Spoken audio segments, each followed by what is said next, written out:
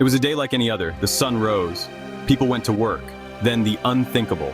Images seared into our collective memory. Smoke billowing from the Twin Towers. The collapse. The dust-choked air. The Pentagon in flames. A field in Pennsylvania. September 11th, 2001. A day that changed everything. But amidst the horror and grief, questions arose. Whispers of conspiracy. Doubts about the official narrative. Today, over 2 decades later, these questions linger. They gnaw at the edges of our understanding. Were there hidden secrets?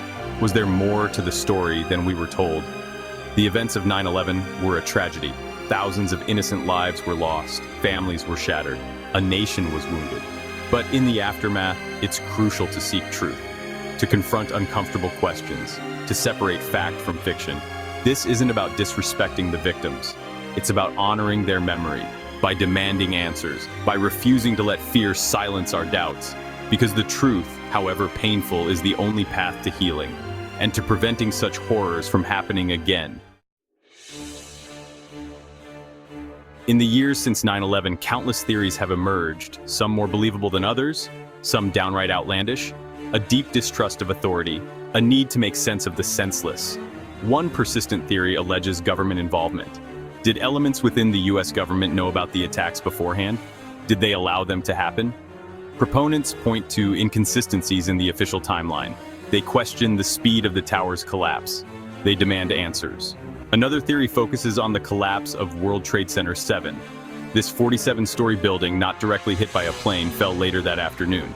Conspiracy theorists claim it was a controlled demolition, evidence of explosives planted beforehand, a way to cover up something sinister. But what? Then there's the issue of insider trading.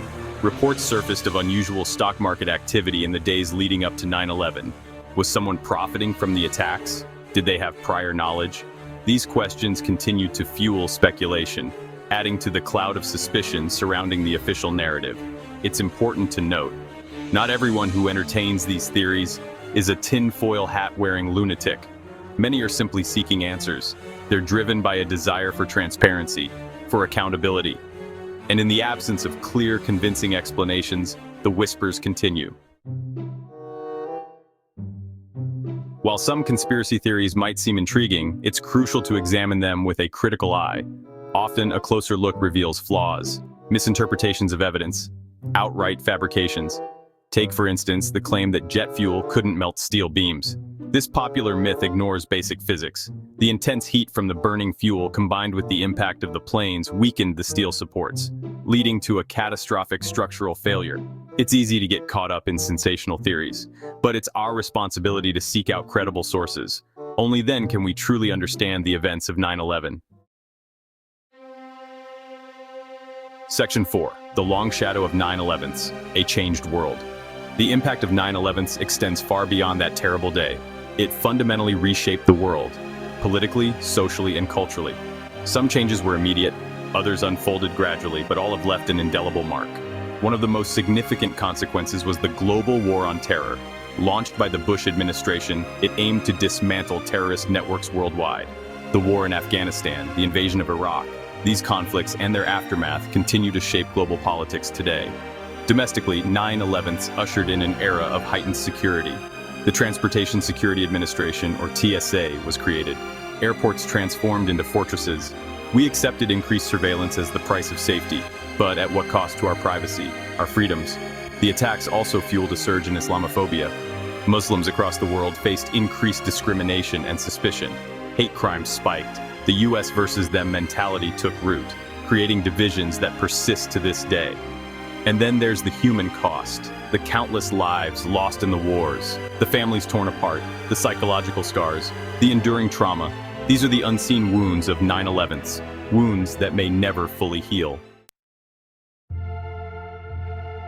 Section 5. The Enduring Legacy, Remembering 9/11's. Over 2 decades have passed since that fateful day. Yet, the legacy of 9/11's remains as potent as ever. It's a stark reminder of our vulnerability, of the fragility of peace, of the enduring power of fear, but it's also a testament to the human spirit, to the courage of first responders who rushed into danger, to the resilience of survivors, to the outpouring of love and support from around the world. As time passes, it's our duty to remember, to honor the victims, to learn from the past, to strive for a future where such horrors are never repeated.